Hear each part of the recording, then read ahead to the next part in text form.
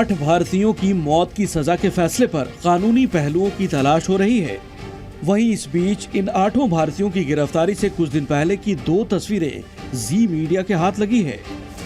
इन तस्वीरों की सच्चाई और दावे का गहरा कनेक्शन उजागर हो सकता है, क्योंकि पाकिस्तानी सेना और कतर के सैन्य अफसर की मुलाकात उस वक्त हुई जब 8 भारतीयों को गिरफ्तार किया गया था। माना जा रहा है कि कतर और पाकिस्तान के सैन्य अफसरों की मुलाकात की ये तस्वीर अगस्त 2022 की है। वहीं दूसरी तस्वीर 2023 के मार्च महीने की बताई जा रही है। दोनों सैन्य अफसरों की मुलाकात उस वक्त हुई थी जब कोर्ट में 8 भारतीयों के खिलाफ ट्रायल चल रहा था। ऐसे में इस मुलाकात के क्या मायने हैं? दरअसल पाकिस्तान और कतर के टॉप सैन्य अधिकारी मिले थे। भारतीयों की गिरफ्तारी से कुछ हफ्ते पहले मुलाकात हुई थी। फीफा वर्ल्ड कप में कतर ने पाकिस्तान की मदद ली थी। पाक नौसेना ने युद्धपोत पीएनएस ताबुक कतर भेजा था। इन तस्वीरों के साथ कई अहम सवाल भी उठ रहे हैं। इन सवालों में खास तौर से पाकिस्तान की साजिश, कतर का साथ, भारतीयों की गिरफ्तारी से कनेक्शन तो नहीं, समुद्री सुरक्षा के बदले गिरफ्तारी की डील।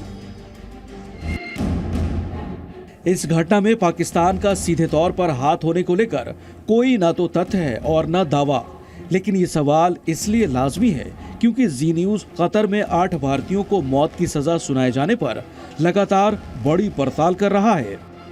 वहीं ये खुलासा भी हुआ है कि कतर की अदालत ने जिन 8 भारतीयों को फांसी की सजा सुनाई है वो वहां अल जाहिरा अल आलमी कंसल्टेंसी एंड सर्विसेज नामक कंपनी में काम करते थे और ये कंपनी ओमान के एक उद्योगपति की है जो 8 भारतीयों की गिरफ्तारी के फौरन बाद बंद हो गई। इसके अलावा ये भी खुलासा हुआ है कि 8 भारतीयों के साथ कतर पुलिस ने ओमान के एक नागरिक को भी गिरफ्तार किया था, लेकिन उसे 2 महीने बाद ही छोड़ दिया गया, जबकि भारतीयों को जमानत तक नहीं मिली और अचानक से फांसी की सजा सुनाई गई। तो ये आशंका जताई जा रही है कि कतर ने ऐसा भारत से खुन्नस निकालने के लिए तो नहीं किया। खबर यह भी है कि पाकिस्तानी खुफिया एजेंसी ISI के उकसावे पर ही कतर ने 8 भारतीयों को जासूसी के आरोप में गिरफ्तार किया है। बहरहाल भारत अपने नागरिकों को बचाने के लिए तमाम कानूनी विकल्प तलाश रहा है, लिहाजा ये उम्मीद जताई जा रही है कि जल्द ही कोई रास्ता निकलेगा। ब्यूरो रिपोर्ट, जी मीडिया। और पूर्णेंदु तिवारी को तो 2019 में प्रवासी भारतीय सम्मान से भी नवाजा गया था। यह सम्मान विदेशों में रहने वाले भारतीयों को दिया जाने वाला सर्वोच्च सम्मान है। उस दौरान दोहा में भारतीय दूतावास ने सोशल मीडिया साइट एक्स पर पोस्ट किया था कि पूर्णेंदु तिवारी विदेश में रहकर लगातार भारत की छवि को उत्कृष्ट बनाने के लिए काम कर रहे हैं। और वहीं आप दूसरी तस्वीर देख सकते हैं जिसमें 8 भारतीयों की गिरफ्तारी से लेकर ट्रायल के दौरान पाकिस्तान और कतर के सैन्य अधिकारियों के बीच मुलाकात होती है। तो पूर्णेंदु तिवारी प्रवासी भारतीय सम्मान से सम्मानित थे। विदेश में रहकर भारत का नाम रोशन करने का काम उन्होंने किया और उन्हें सम्मानित किया गया था। यह तस्वीर हम आपको 2019 की दिखा रहे हैं। 8 भारतीयों में से एक पूर्णेंदु है, लेकिन कतर और पाकिस्तान के जो सैन्य अधिकारियों की मुलाकात हुई, इसके बाद यह सवाल जरूर उठने लगा है कि क्या इसके पीछे भी कोई पाकिस्तान की साजिश है। और कतर में 8 भारतीयों को सजा का जो मामला है उसमें एस जयशंकर ने ओमान के विदेश मंत्री से बात की है। भारत के विदेश मंत्री ने ओमान के विदेश मंत्री से बात की है। पश्चिम एशियाई संकट को लेकर बातचीत हुई है। जयशंकर ने सऊदी और यूएई के विदेश मंत्री से भी बात की है। तो अब इस मामले में विदेश मंत्रालय सक्रिय है। विदेश मंत्रालय ने पहले ही कहा था कि जो गुंजाइश हो सकती है, जो कानूनी पहलू इसके हो सकते हैं, उन पर विचार करेंगे और उन पर काम करेंगे। और जो भी राजनयिक स्तर की बातचीत हो सकती है उससे भी मामला सुलझाने की कोशिश की जाएगी। और भारतीयों को जो फांसी की सजा सुनाई गई है उन्हें सुरक्षित वतन वापस लाने पर काम किया जाएगा। इन सब के बीच खबर यह है कि एस जयशंकर की बातचीत हुई है ओमान के विदेश मंत्री से। और कतर में 8 भारतीयों को मौत की सजा सुनाए जाने की खबर आने के बाद पूरा देश हैरान है। इस मामले में विदेश मंत्रालय का बयान आया।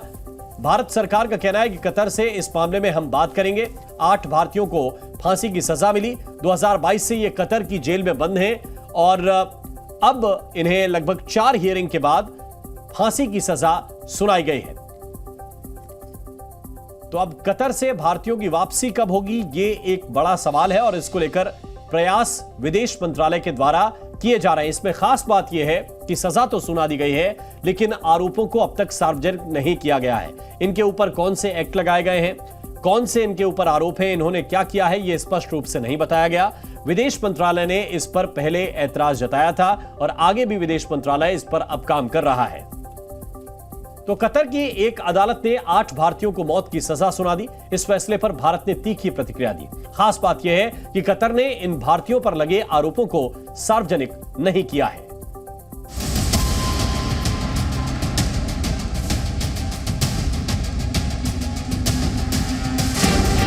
कतर का फैसला सिर्फ एक साजिश, दुश्मनी इजराइल से, बदला भारत से, कतर से भारतीयों को लाने की मुहिम।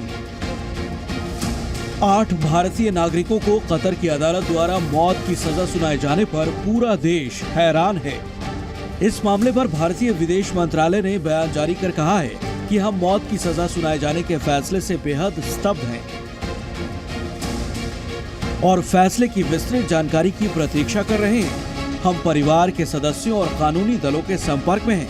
हम सभी कानूनी विकल्पों पर विचार कर रहे हैं। क्या मानना है सर कि हमने जो पहला कदम उठाया होगा वो हमने कॉन्सुलर एक्सेस लिया, उनसे पूछा कि भाई क्या बात है, आपको क्या कहा गया, वो पब्लिक डोमेन में नहीं है। दूसरा, फिर हम आप लीगल ओपिनियन देख रहे हैं, कतार में भी हमने वकील रखे होंगे।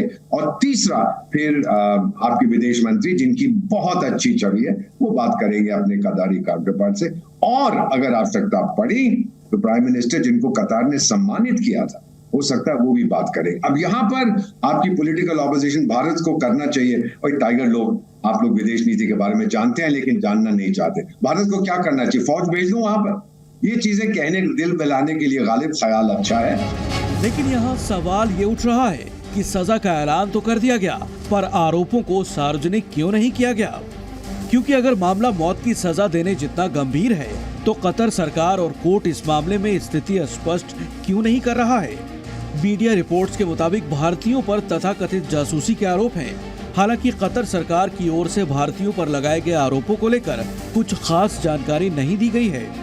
जिन भारतीयों को मौत की सजा सुनाई गई है उनके नाम हैं captain Navtej Singh Gill, captain Saurabh Vashisht, commander Purnendu Tiwari, captain Birendra Kumar Verma, commander Sugunakar Pakala, commander Sanjeev Gupta, commander Amit Nagpal और सेलर रागेश।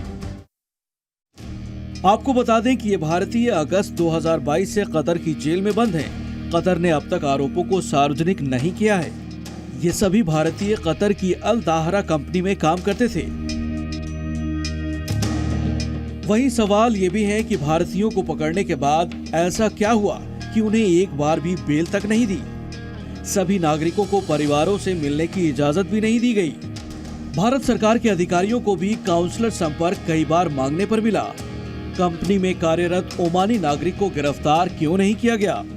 वो सब डिसीजन लिए जाते हैं कोर्ट में, नॉट लीगल कोर्ट, लेकिन जो शहंशाह है वहां का जो वो फैसला करता है सब ये होता है। तो जो एमीर साहब का पैलेस है वहां पर बताया गया होगा कि भाई इंडियंस हैं, तो उसने कहा सारी दुनिया को दिखाने के लिए नौटंकी करिए, बाद में जब मेरे पास अपील आएगी मैं इनको रिहा कर दूंगा। ये नॉर्मली मैंने देखा है डिक्टेटरशिप्स में होता है। और किसी ने ये आरोप नहीं लगाया, किसी ने ये नहीं कहा, कोई भी अरब मुल्क, और मैं आगे बढ़ा के सर अपने सर पे खतरा मोल लेके कह रहा हूं, कोई भी इस्लामिक मुल्क ट्रू डेमोक्रेसी नहीं है सर, ये बहुत से लोगों का मानना है। तो ये अल्टीमेटली ये रिहा हो जाएंगे, इसमें मुझे कोई भी डाउट नहीं। 50 साल हो गए हैं कूटनीति में एंड काउंटिंग, ये छूट जाएंगे। इनको फांसी देने से कतर अपने गले में खुद फंदा डालेगा सर। इस बीच इस पूरे मामले में देश में सियासत गरमा गई है। कांग्रेस नेता मनीष तिवारी ने कहा कि अगर भारत सरकार सच में कुछ कर रही होती तो आज कतर सरकार भारतीयों को सीधा मौत की सजा नहीं सुनाती। पर एक बात बिल्कुल साफ हो गई कि भारत सरकार कुछ भी नहीं कर रही थी, क्योंकि अगर भारत सरकार कुछ कर रही होती तो 9 महीने के बाद उनको या 10 महीने के बाद मौत की सजा थोड़ी सुनाई जाती।